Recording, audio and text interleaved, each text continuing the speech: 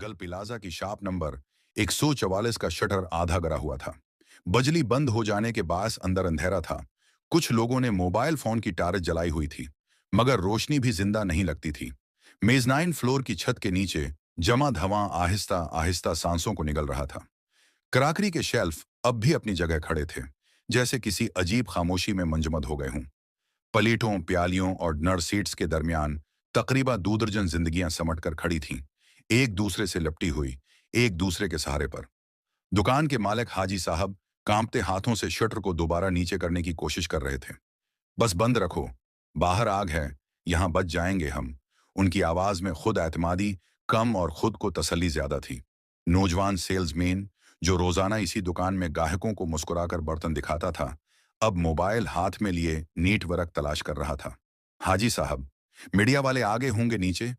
जैसे ही खबर चलेगी, फायर ब्रिगेड आ जाएगी, वो आग बुझा देंगे। एक कोने में 3 खवातीन बैठी थीं, जिनमें एक 50 साला औरत अपनी बेटी और भांजी के साथ शॉपिंग के लिए आए थे। माँ बार बार कह रही थी, हमने तो बस चाय के कप लेने थे, अल्लाह हमें घर वापस भेज दे। उनकी बेटी खामोशी से आंसू पोंछ रही थी और भांजी के होंठ मुसलसल हिल रहे थे। दुआ में, सिसकी में, शायद दोनों में। करीब ही बाप बेटे की जोड़ी खड़ी थी। बाप ने बेटे के कुंधे पर हाथ रखा हुआ था। डरना नहीं, मैं हूं ना बेटा। बेटा शायद 10 या 11 साल का था। उसकी आंखें शाप के कोने पर जमी थीं, शायद उसकी आंखें महफूज जगह की तलाश में थीं। बाबा, आज नानू के घर जाना था, वो इंतजार कर रही होंगी। उन्होंने आज मेरी पसंद के मिठर चावल भी बनाए हैं।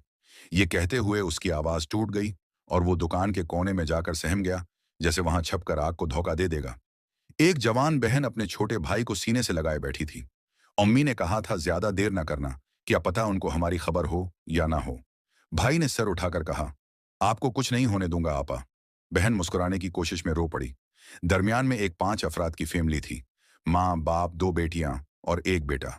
फर्श पर रखे डिनर सेट्स के डिब्बों पर हाथ रखते हुए माँ बोली, बस ये आखिरी खरीदारी थी, ईद के बाद शादी है, मेरी बच्ची का घर बस जाएगा। बाप ने आसमान की तरफ देखा, जैसे छत के पार कुछ नजर आ जाए। अल्लाह करे हम सब सलामत बाहर निकल जाएं। करीबी दुकान का एक सेल्स मीन भागता हुआ अंदर आया था। मेरी दुकान पूरी जल चुकी है, मैं उधर छिप रहा हूं। ये दुकान महफूज है ना?